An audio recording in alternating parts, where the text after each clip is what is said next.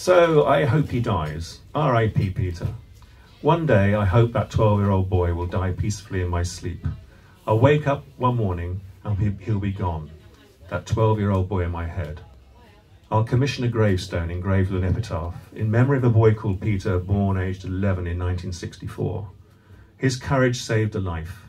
He lived in the head of his host, gradually fading away until, like a Cheshire cat, only his shadow remained.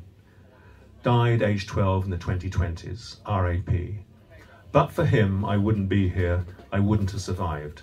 He created an alternate persona who could endure the purgatory of public school. He psychologically self-harmed, cutting his feelings to protect his soul with thickening scar tissue. It worked. I admire his courage and his resilience, but I don't need his scars now. I don't want him in my head inflicting his needs on my life, controlling my behaviour. For the last few years, he's been connected to an intravenous insight drip that's gradually putting him to sleep.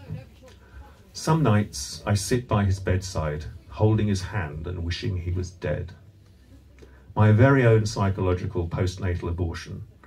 Our parliamentary environment must be changed to free us from those Peters in the heads of our rulers.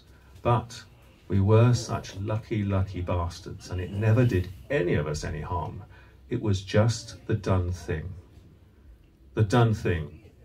The unmaking of me was a dead boy walking in grief for a life unlived.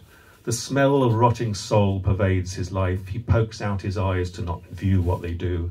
Like an elephant on a rope, he plats his prison, creates his asylum, peers through the narrow slot, his burqa-slitted mind peers at his peers. It limps across the playing field to another night of torture and another day alone in a school full of cunts. Behind a gossamer grid of wards, huddled in the basement of my brain, that small boy still sometimes weeps. They said, it makes a man of you. It never did us any harm. It was just the done thing. It was just that. I was the done thing. Thank you.